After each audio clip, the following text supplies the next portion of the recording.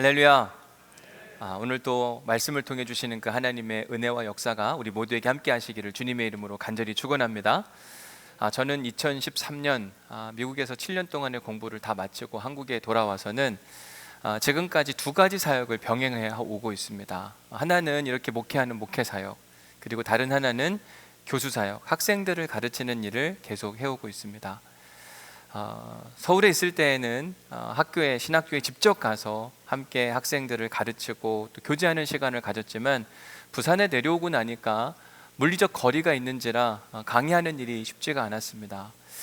그래서 지금 제가 하는 일은 미국에 있는 웨슬리 티올로지컬 세미나리라고 하는 신학교에서 목회학 박사과정에 있는 학생들의 논문 지도하는 일을 제가 지금 계속 하고 있는데, 최근에도 구정 명절 연휴 중에 목양실에서 학생들 논문을 한참 읽고 있는데 어느 학생의 논문 한 부분이 저한테 큰 감동을 줬어요. 그래서 오늘 여러분들에게 그 논문 이야기를 좀 소개해 드리려고 합니다. 논문의 제목은 Study on Spiritual Care for Long-Term Absentees During the COVID-19 Pandemic.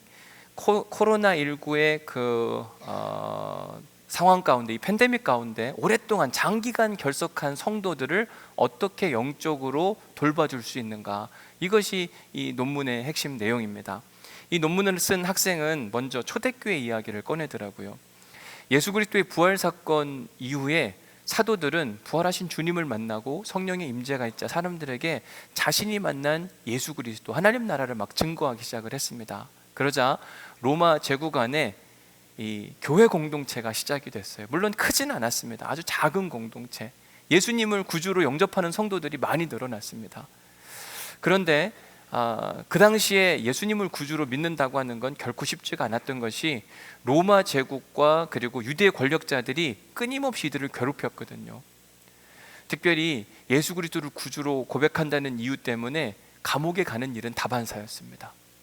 그리고 어떤 사람들은 난 예수 그리스도를 포기할 수 없습니다, 이 고백 때문에 화형, 불에 타 죽는 사람도 있었고, 어떤 성도들은 사자배비 되기도 하고, 또 사악한 로마 제국의 관리들 중 어떤 사람들은요, 성도들의 이 피부를 벗겨가지고 막 돌아다니도록 했어요. 얼마나 따가운지 여러분 아시죠? 정말 잔인한 그런 일들. 그런 시대에 예수 그리스도를 믿을 사람이 누가 있을까? 여러분, 지금 우리는 그런 거는 없잖아요, 그렇죠? 교회 간다고 막 여러분 화형시킨다, 감옥 보낸다, 그래도 나오실 분들 계세요? 아마 우리 중에 10분 계실까요? 모르겠어요. 정말 우리는 편안한 시대를 살고 있습니다. 초대교회는 그렇지 않았어요.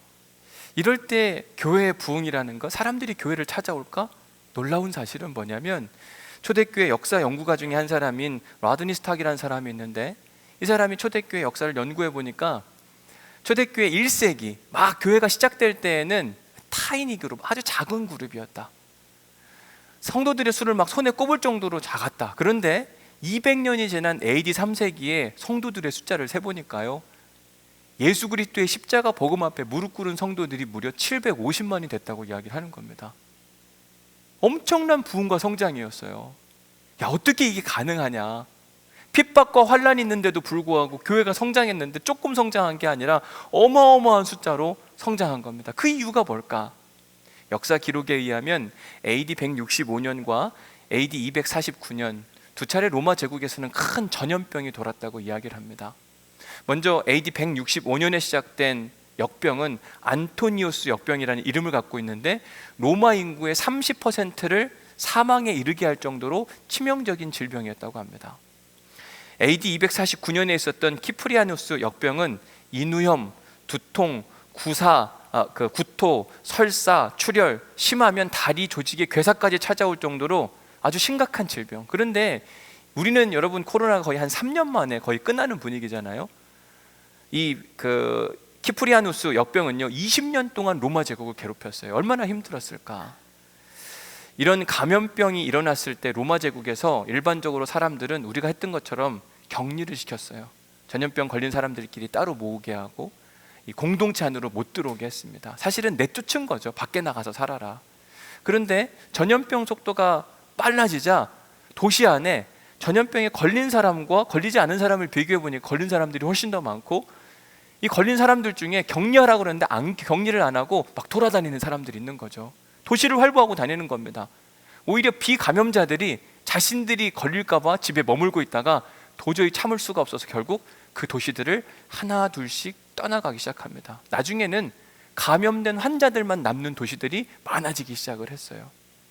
그러다 보니 길거리에 노인들이 신음신음 앓고 있는 모습이 보이는가 하면 버림받은 아이들이 막 울부짖기도 했고, 그리고 곳곳에서 사람들이 죽어있는 시체들이 막 쌓여가기도 했습니다.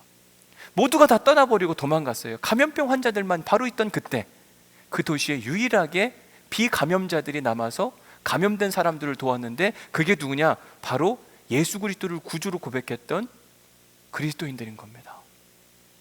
그들은 목숨이 마치 2개라도 되는 듯이 자기의 목숨을 아끼지 않고 이 감염병 때문에 신음심을 앓고 있는 그들을 성심성의껏 돕는 겁니다.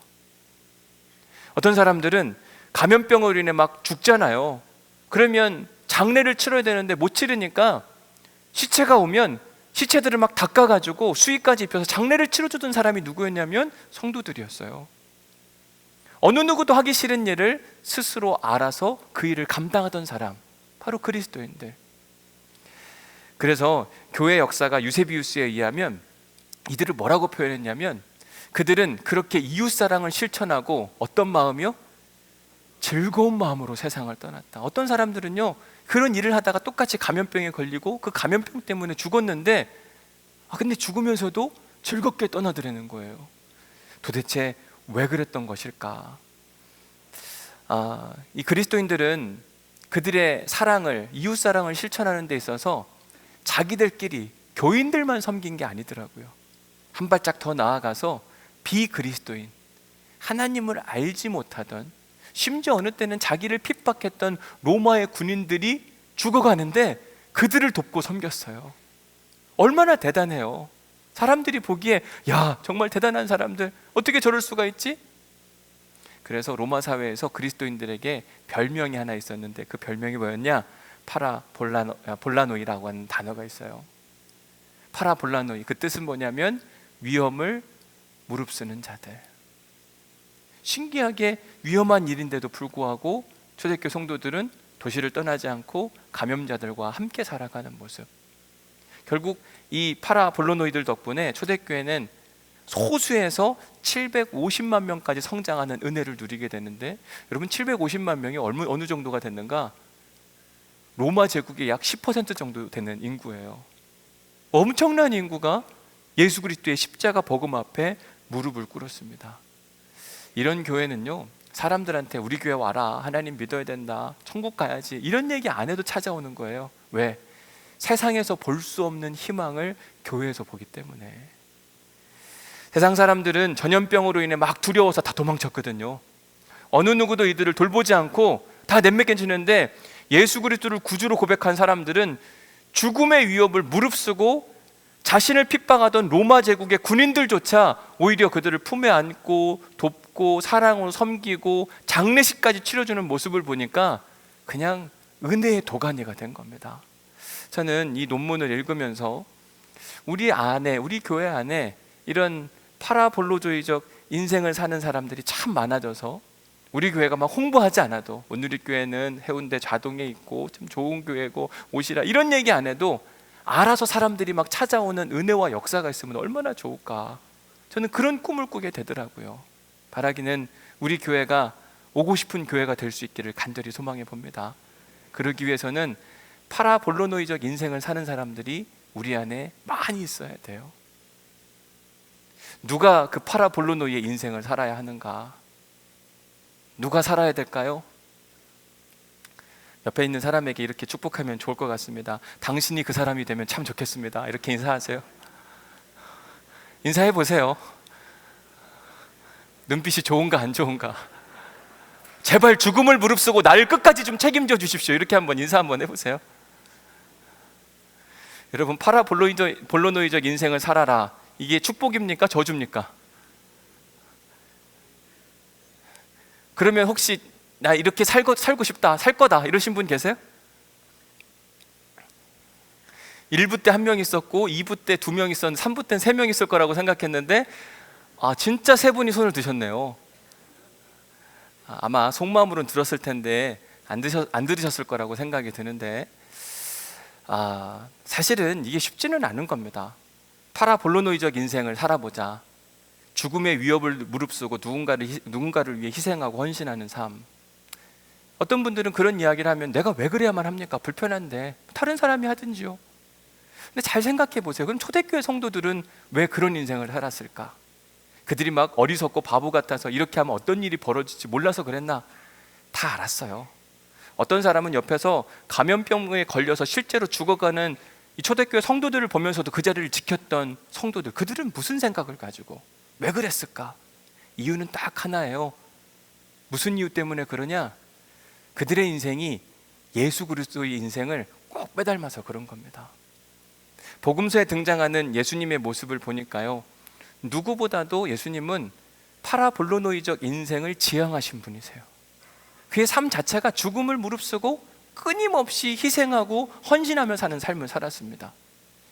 요한복음 2장에 보면 예수님께서 그냥 평상시의 모습과 같지 않은 아주 낯선 모습을 보이십니다. 우리가 아주 잘 아는 사건이에요. 한번 같이 읽어보겠습니다. 요한복음 2장 13절 15절 말씀입니다. 시작.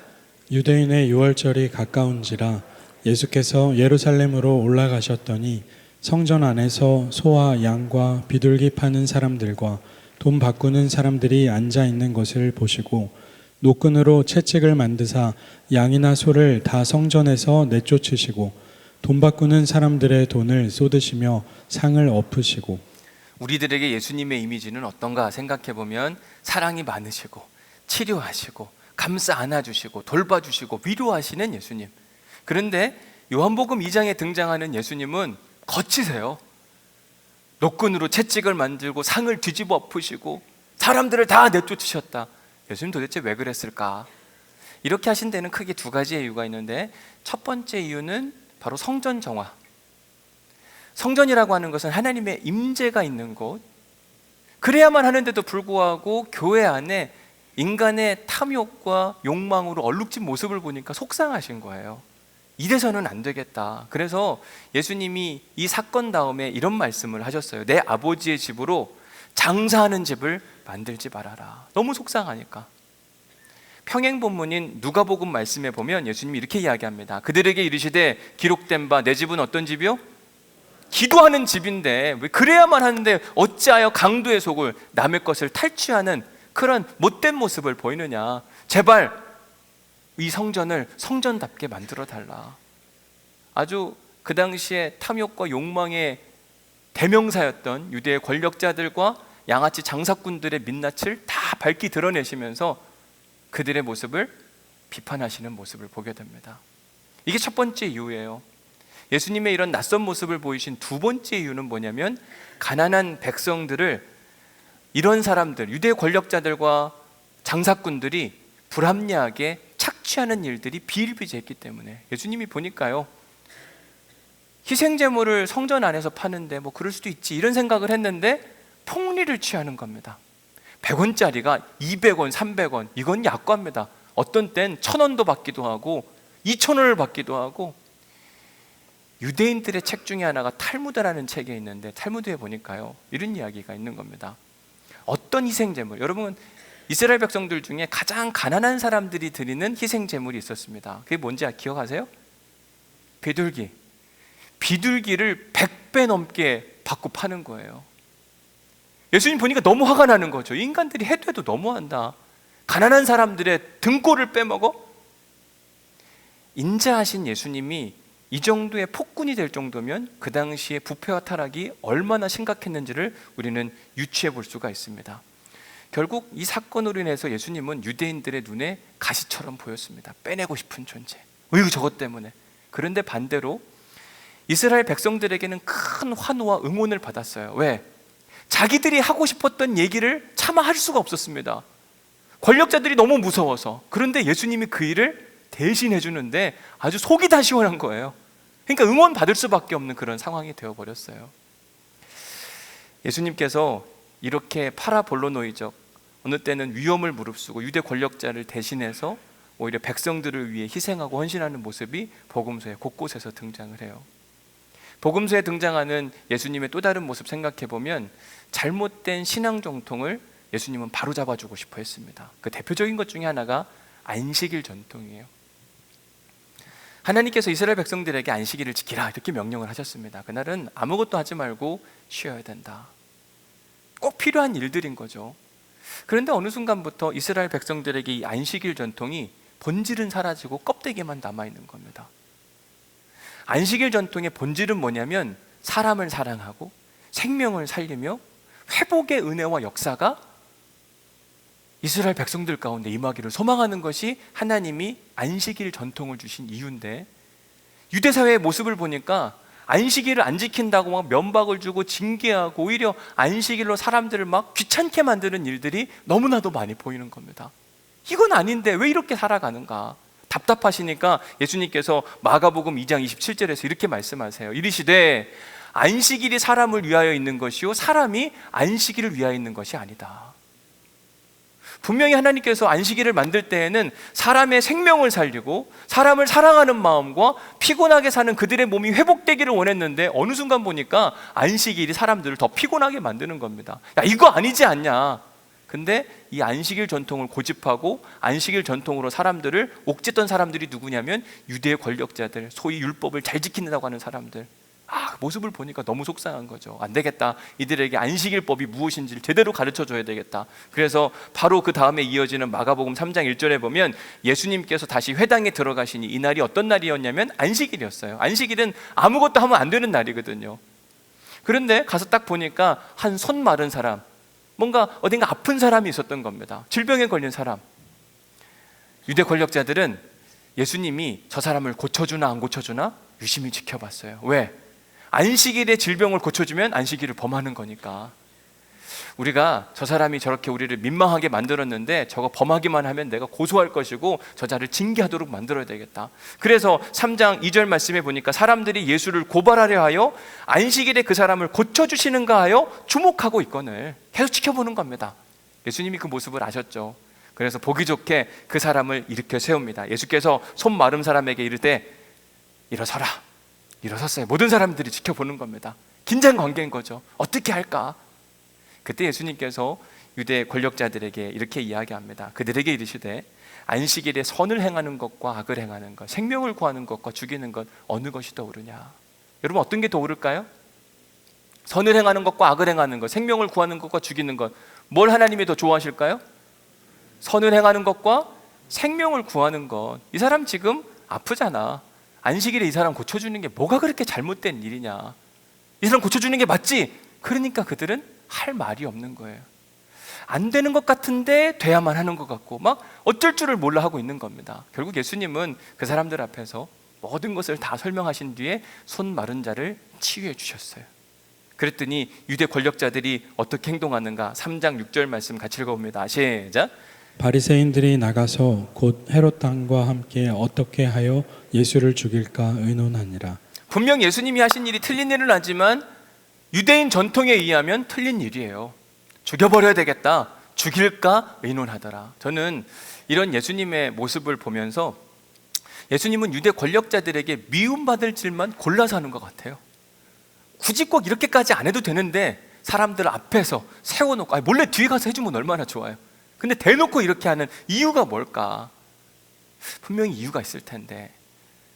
파라볼로노이적 인생. 어느 때는 예수님은 위험을 무릅쓰고 잘못된 일을 바로잡기 위해서 애쓰는 모습을 보게 되는 겁니다.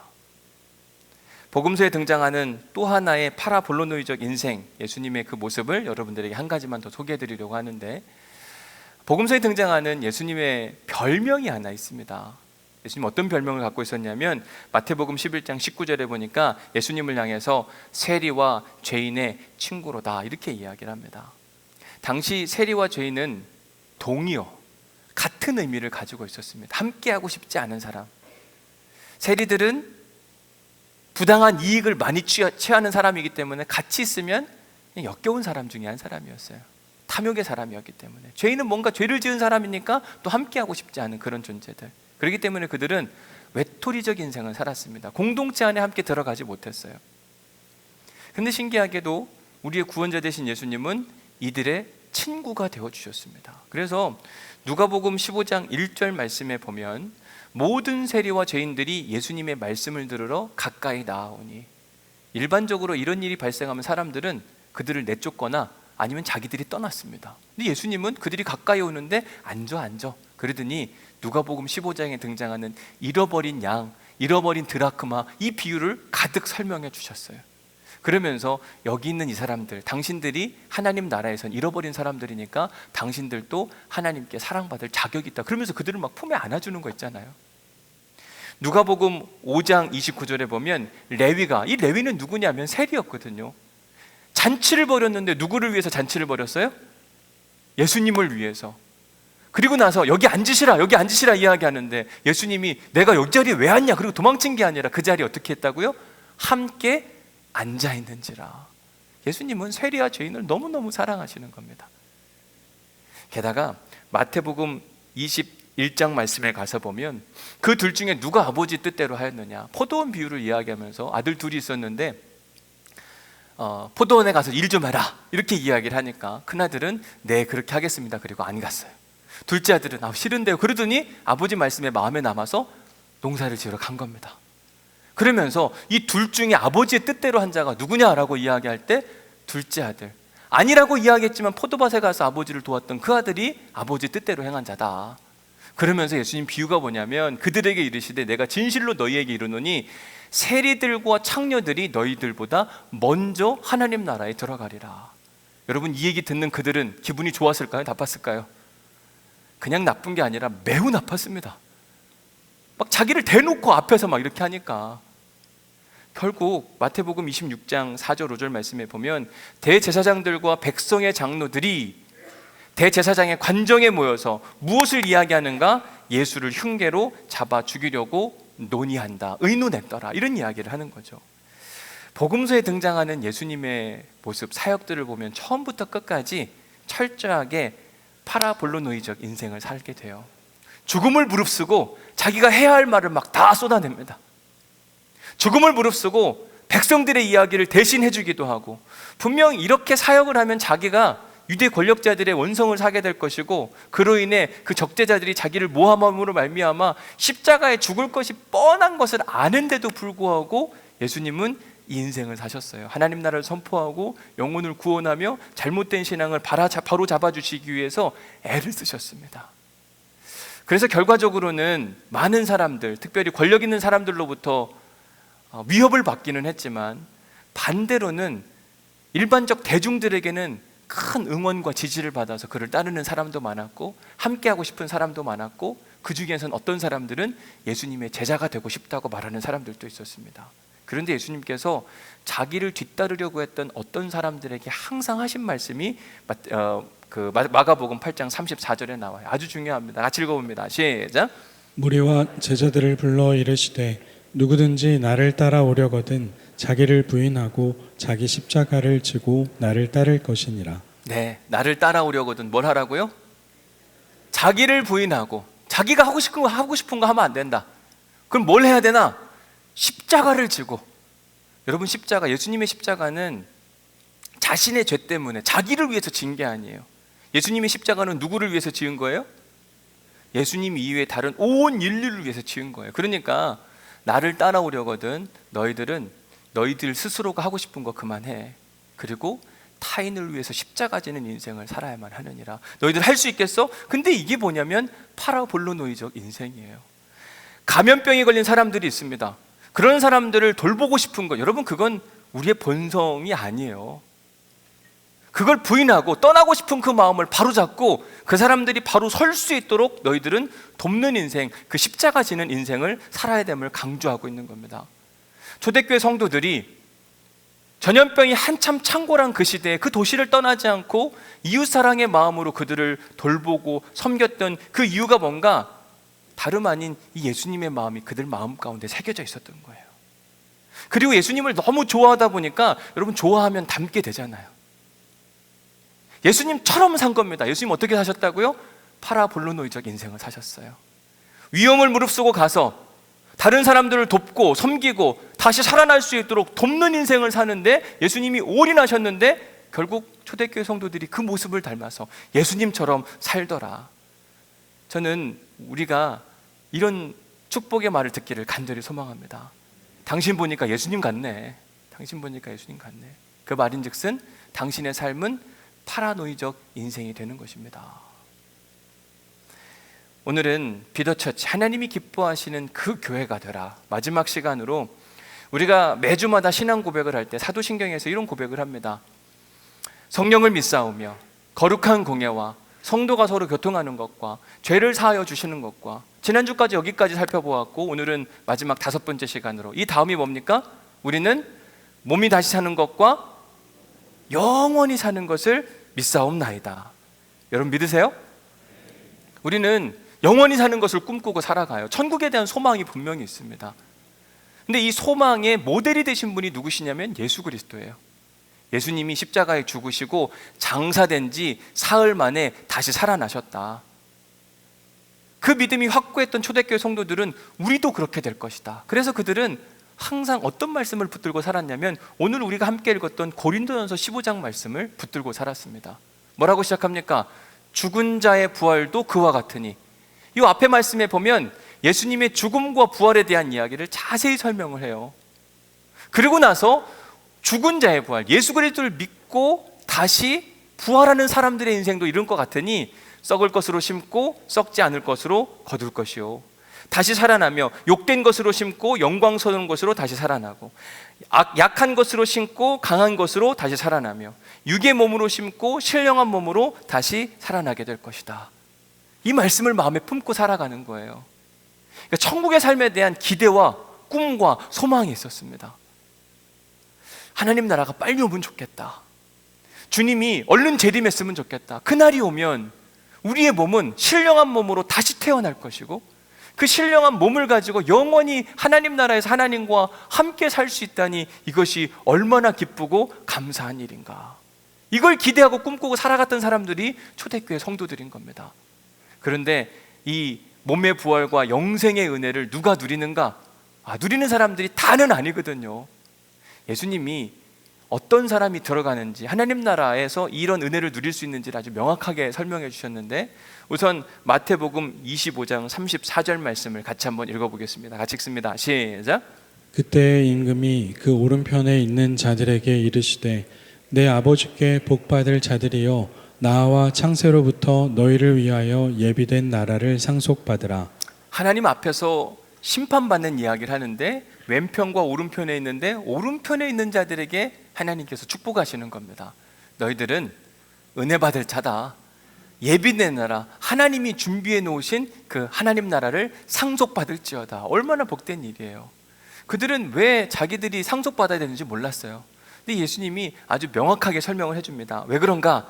너희는 내가 줄일 때 먹을 것을 주었고, 목마를 때 마시게 하였고, 나그네 되었을 때 영접하였고, 헐벗었을 때 옷을 입혔고, 병들었을 때 돌봤고, 옥에 갇혔을 때 와서 보았느니라. 우리 그런 적 없는데요? 아니야, 했어. 언제 했는가? 지극히 작은 자에게 한 것이고 누구한테 한 것이냐? 나한테 한 것이니라. 초대교회 성도들은요, 이런 예수님의 가르침을 마음에 새기고 살고 있었습니다. 그런데 감염병이 막 돌았어요. 길거리에 누가 누워있네요? 지극히 작은 자에게 한 것이고 나에게 한 것이라. 주님이 누워 계시다고 생각이 드는 거죠. 이거 돌봐야 되겠다. 누가 헐벗었어요. 이거 옷이 필요한가 보다. 옷을 갖다 주는 거예요. 왜 그렇게 하는가? 어떤 사람들은 염려하고 걱정했죠. 야, 그러다 너희들도 감염병에 걸려 죽으면 어떡하냐. 그런데 천국에 대한 소망, 몸의 부활과 영생에 대한 꿈을 꾸고 살아가는 사람들은 이게 전혀 문제가 안 되는 것이, 만약 내가 파라볼로노이적 삶을 살다가 죽었어요. 그러면 하나님께서 나를 기억하시고 하나님 나라로 들어가게 하실 것이며, 나는 신령한 몸을 입고 다시 살게 될 것이고, 영원히 그 하나님과, 내가 좋아하는 그 하나님과 영원히 살게 될 텐데 뭐가 문제겠냐? 두려울 것이 하나도 없다. 오히려 이들을 돕고 섬기는 것이 내가 해야 할 일이니라. 즐거운 마음으로 했다니까요. 교회 역사 연구가 유세비우스의 이야기를 해줬잖아요. 그 그리스도인들은 그렇게 이웃사랑을 실천하고 어떤 마음으로요? 세상을 떠나는데도 너무 좋다, 감사하다. 왜? 천국 가니까. 천국은 어떤 곳인데? 몸의 부활과 영생이 있는 곳. 그러니까 파라볼로노이적 인생을 사는 것이 슬프고 답답하고 억지로 하는 게 아니라 기쁨으로 하는 일이었습니다. 사랑하는 성도 여러분, 오늘 설교 제목을 보시면 뭐라고 되어 있습니까? 거기 희망이 있는가? 거기가 어디냐면 온누리교회. 온누리교회에는 희망이 있는가? 저는 우리 온누리교회가 희망을 주는 교회가 될 수 있기를 간절히 소망합니다. 누군가 찾아왔어요. 절망 가운데 듣자 하니 온누리교회 가면 뭔가 다르다고 하는데 가서 보니까 막 마음에 염려와 걱정과 근심이 가득 차서 심장이 막 쪼그라들 것 같은데 예배를 드리고 나고 성도들과 교제하다 보니까 마음의 평안함이 찾아오는 그런 교회. 낭망하고 실망하고 있었는데 말씀을 듣고 나니까 벌떡 일어나서 새롭게 뭔가를 도전하고 싶은 그런 교회. 어둠의 시간들을 막 지나가고 있었는데 우리 교회 공동체 하나 와서 빛 대신 예수 그리스도를 만나는 교회. 여러분, 그런 교회에는 파라볼로노이적 인생을 사는 사람들이 많은 거예요. 죽음을 무릅쓰고 힘든데도 불구하고 누군가를 위해 희생하고 헌신하며 사는 예수님을 닮은 사람들이 많을 때 우리 교회는 하나님이 기뻐하시는 그 교회가 될 수 있는 겁니다. 바라기는 우리 안에 사도신경의 고백이 온전히 살아있기를 간절히 소망합니다. 성령을 믿사오며 거룩한 공예와 성도가 서로 교통하는 것과 죄를 사하여 주시는 것과 몸이 다시 사는 것과 영원히 사는 것을 믿사옵나이다. 하나님은 우리에게 영생을 선물해 주고 싶으신 분이세요. 영생에 대한 소망을 갖고 사는 사람들은 세상 사람들과는 다른 겁니다. 어떻게 다르게 살아가느냐? 예수님의 눈으로 세상을 바라보고 예수님이 기뻐하시는 일. 근데 예수님이 뭘 기뻐하시냐면 목마른 사람한테 물을 주고 굶주린 사람들한테 먹을 것을 주고 헐벗은 사람에게 옷을 건네주는 그 믿음의 도전. 감염병자들이 있을 때 그들을 떠나가는 것이 아니라 그들과 함께 죽을지언정 나는 그렇게 죽어도 괜찮다. 그래서 설교를 마무리하면서 여러분들에게, 옆에 있는 분들에게 다시 한번 이렇게 축복하면 될 것 같은데요, 제가 파라볼로노이가 되겠습니다. 이렇게 한번 우리가 축복하고 인사하면 좋을 것 같습니다. 이제 인사해 보세요.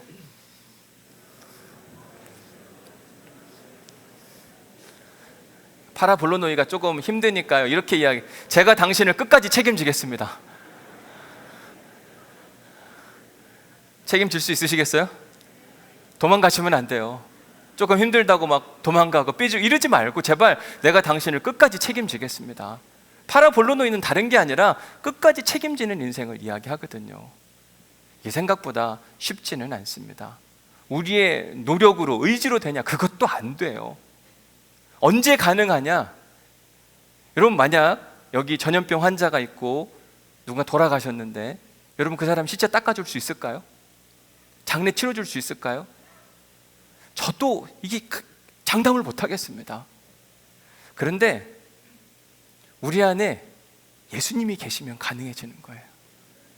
예수님의 믿음, 여러분, 예수님은 어떤 믿음이 있었냐면 십자가 뒤에 부활은 있다. 이 믿음이 있으니까 십자가를 질 수 있었어요.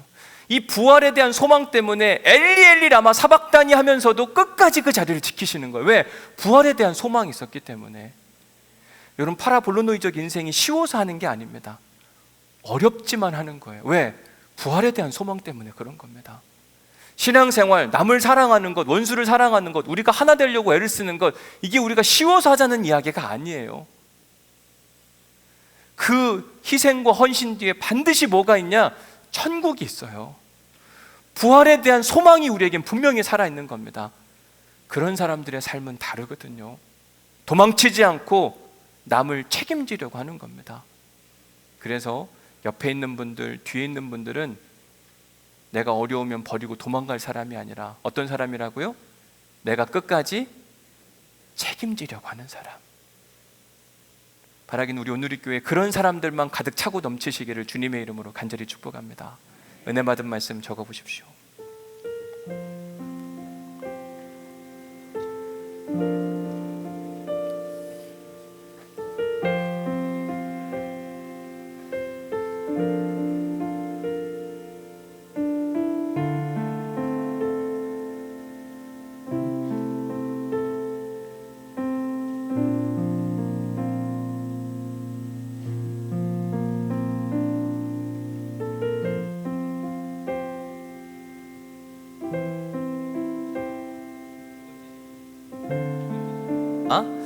파라볼로 노이는 복수고 파라볼라니는 단수인데 파라볼라니적 인생이라는 게 뭐냐? 파라볼라니는 뭘까요? 쉽게 이야기해서 뭐라고 그랬죠? 책임지는 인생을 사는 거예요. 어떤 일이 있을 때 도망가는 자가 아니라 책임지려고 하는 것, 책임의식이 살아있다. 저는 우리 온누리교회가 그런 사람들이 될 수 있기를 주님의 이름으로 간절히 축복합니다. 저도 그렇고 우리 모두가 어떤 일에 책임을 지려고 하는 사람들. 그래서 부모는 자녀들을 책임져야 되고, 그리고 여기 혹시 자녀들이 계시면 저를 포함해서 우리 모두가 다짐해야 되는 게 부모를 책임져야 되거든요. 이게 파라볼로니적 인생을 사는 사람들의 모습이에요. 하나님이 기뻐하시는 모습. 부모님 힘들고 어려우니까 그만, 이렇게 하시면 절대로 안 되는 겁니다. 파라볼로니적 인생. 한 주간 살아가면서 헐벗고 목마른 사람들 보이면 우리가 해야 할 일이 이 파라볼라니가 생각이 나야만 합니다. 책임지는 인생 살아보자. 제가 이번 논문 심사를 두 학생의 논문 심사를 하는데 보니까 한 분은 논문을 잘 썼어요, 비교적. 그래서 조금만 수정하면 되겠다 안내해 드렸는데, 다른 한 분 거 논문을 읽다 보니까 이분은 진짜 큰일 났다. 어떻게 논문 통과를 시킬 수 있을까? 이건 안 될 것 같은데. 미국에서 목회하시는 분인데 참 답답하더라고요. 근데 마침 이 설교를 하니 참 어려웠습니다. 책임지라. 당신 안 되니까 내년에 졸업하시라. 이렇게 해야 되는데 파라볼로니적 인생이라 생각하니까 연락하게 되더라고요. 우리 영상으로 만나서 좀 이야기 좀 합시다. 목사님, 이렇게 논문 쓰시면 안 됩니다. 막 자기 이야기를 계속 하는데 잘 안 바꿀 것 같은 거 있잖아요. 계속 파라볼로니. 그래서 안내해 드렸어요. 이번 주까지 앞에 요만큼 이렇게 잘 써오시라. 그렇게 해야 내가 통과한다. 안 그럼 못한다. 그럼 파라볼로니는 대충 해놓고 그냥 통과시키는 게 아니에요. 이분이 좋은 논문을 쓸 수 있도록 끝까지 도와주는 거거든요. 2월 15일까지 반드시 같이 하자. 왜 그러냐? 이것 때문에 그런 거예요. 파라볼로니적 인생 때문에. 왜요? 누군가를 책임지는 인생을 살기 위해서. 저는 우리에게 이 십자가 복음의 은혜, 파라볼로니의 은혜가 온전히 나타날 수 있기를 주님의 이름으로 간절히 축복합니다. 그러면 어떻게 되는지 아세요? 하나님이 우리를 책임지세요. 너도 안 되겠는데 내가 끝까지 책임질게. 왜? 너도 파라볼로니 사니까 나도 널 파라볼로니 해야지. 위험을 무릅쓰고 예수님은 십자가의 죽으심으로 우리를 살리신 거거든요. 그 은혜를 우리가 누려야죠. 세 번째, 40주년 프로젝트 마지막입니다. 5번째인데 제목을 저는 이렇게 정해봤습니다. 우리 온누리교회가 가고 싶은 교회가 되면 좋겠다. 어떤 교회가 가고 싶은가? 소망과 희망이 넘치는 교회. 이것도 영상으로 우리 잠깐 함께 보도록 하겠습니다.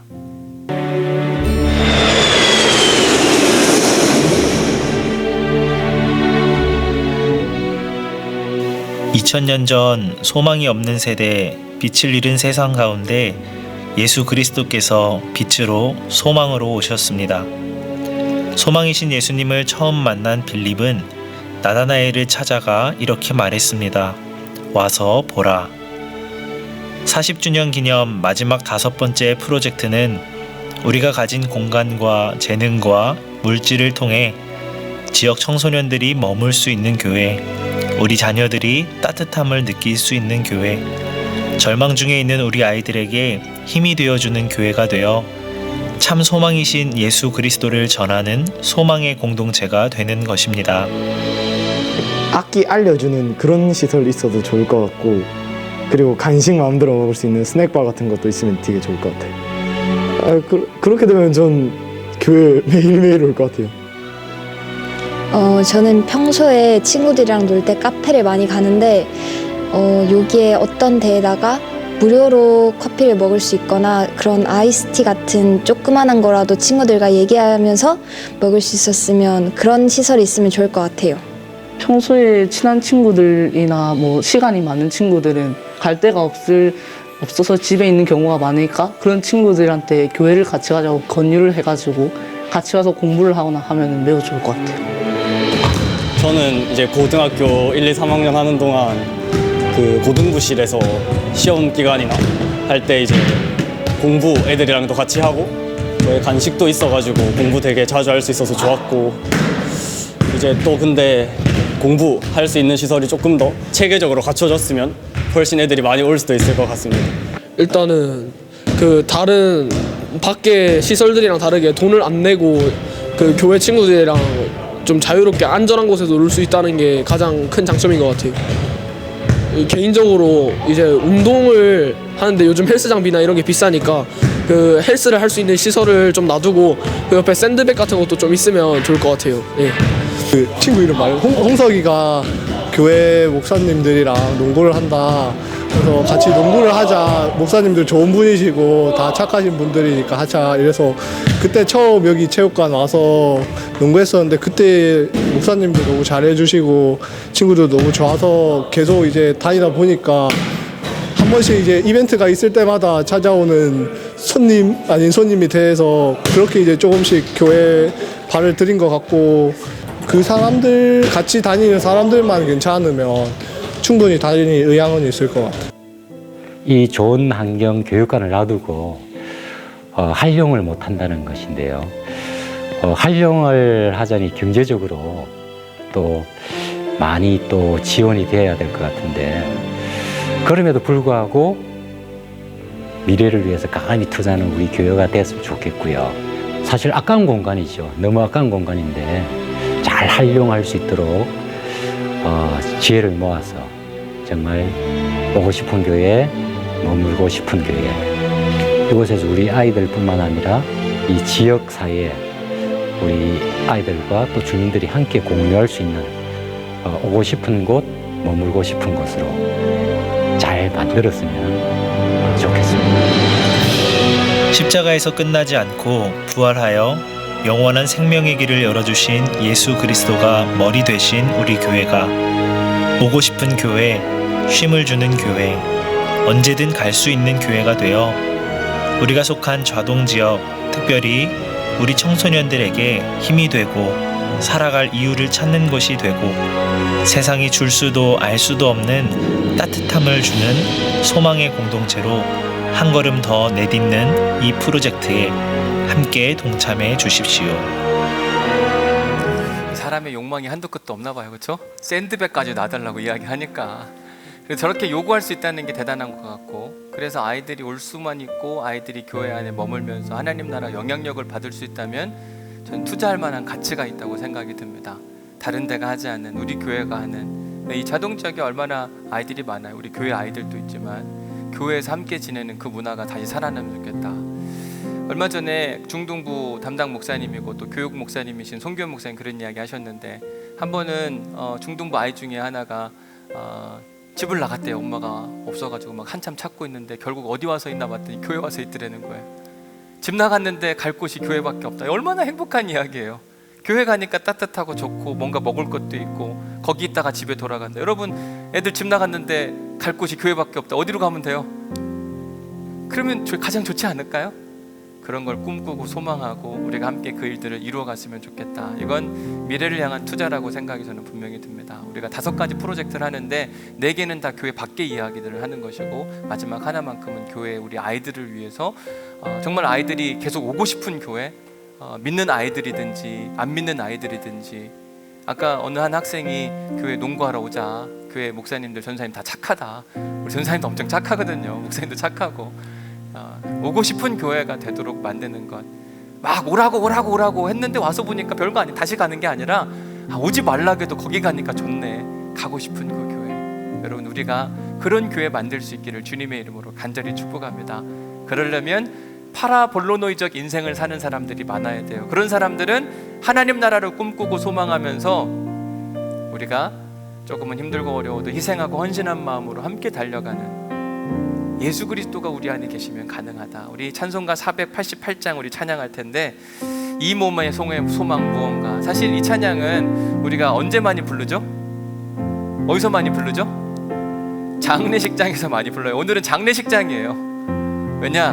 우리는 다 죽고 우리 안에 예수님만 계셔서 파라볼로노이적 인생이 되게 하여 주옵소서. 이런 소망을 담고 여러분 4절 가사에 보면 이렇게 되어 있어요. 바라던 천국 올라가 하나님 앞에 배울 때 구주의 의를 힘입어 어여삐 바로 서리라. 여러분 우리가 천국 앞에서 어여삐 바로 서야죠. 아멘. 그 일이 가능한 것 우리 인생 가운데 주님이 함께 계심으로 주님처럼 사는 인생, 파라볼로노이적 인생을 사는 사람, 책임지는 인생을 사는 사람들입니다. 우리가 그런 사람들이 되길 소망하는 마음으로 1절, 4절 우리 함께 찬양하도록 하겠습니다. 이 몸의 소망 무언가.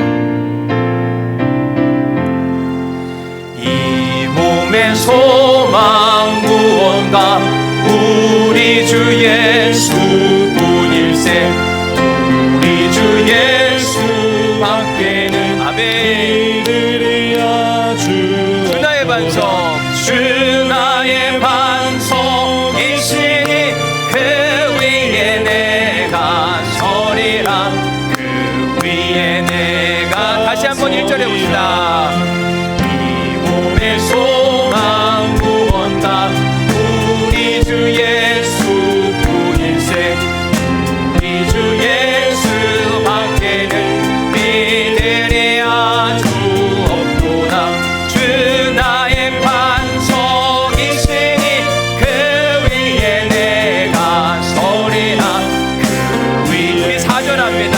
바라던 천국 올라가 바라던 천국 올라가 하나님 앞에 배울 때 주의 은혜를 힘입어 어연시마로 서리라 주 나의 반석이시니 그 위에 내가 서리라 그 위에 내 우리 4절 한 번 더 찬양할까요?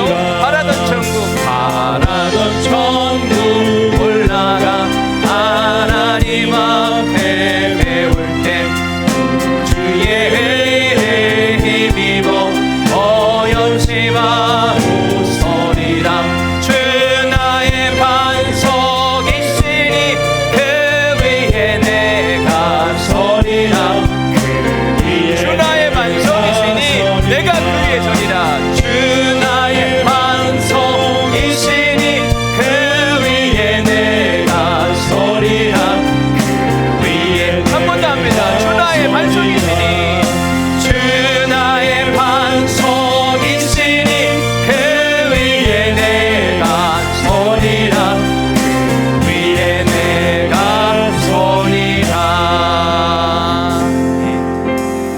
하나님 감사합니다. 오늘 또 우리에게 말씀 주시고 우리에게 순종을 요구하시니 감사합니다. 하나님 우리를 천국을 꿈꾸고 살아가는 사람들입니다. 하나님 나라는 어떤 곳인가? 굶주리고 헐벗은 사람들이 함께 어우러져서 먹고 마시고 즐거움 가운데 사는 나라가 그 나라인 줄 믿습니다. 지극히 작은 자에게 한 것이 곧 나에게 한 것이니라. 그런 사람들이 하나님 나라 들어갈 자격이 있고 몸의 부활과 영생의 은혜를 누릴 것이라. 하나님 이 말씀과 함께 우리에게 이번 한 주간 파라볼로노이적 인생을 명령하셨사오니 주님 우리의 인생이 파라볼로노이가 되게 하여 주옵소서. 굶주린 자 헐벗은 자 눈에 보이게 하시고 그들의 친구가 되어주게 하여 주시며 희망이 없다고 하는 사람들에게 희망을 심어주는 믿음의 교회가 되어서 우리 온누리교회가 하나님이 기뻐하시는 그 교회가 될 수 있도록 도우시고 축복하여 주옵소서. 이제는 우리 주 예수 그리스도의 은혜와 아버지 하나님의 극진하신 사랑과 성령님의 감동 감화 역사 교통 위로하심이 오늘 말씀을 듣고 마음 가운데 우리의 소망이 천국에 있음을 결단하고 다짐하면서 몸의 부활과 영생의 믿음을 고백하며 파라볼로노이적 인생을 다짐한 사랑하는 오늘의 모든 성도들 가운데 그 하나님의 은혜와 역사가 영원히 함께 하시기를 간절히 축원하옵나이다. 아멘. 감사합니다. 우리를 주님의 도움으로 사용하여 주옵시고 우리 교회가 소망이 있는 교회, 희망을 건네주는 믿음의 교회가 될 수 있도록 도우시고 축복하여 주옵소서. 우리를 통하여서 심장이 멎은 자가 일어설 수 있게 하여 주옵시고 희망이 없는 자들에게 다시 희망을 선물하는 은혜의 교회가 될 수 있도록 도우시고 축복하여 주옵소서. 지난 40년을 지켜주신 하나님 감사합니다. 이제 앞으로의 또 다른 40년과 50년과 100년의 역사 가운데 하나님이 기뻐하시는 그 교회가 될 수 있도록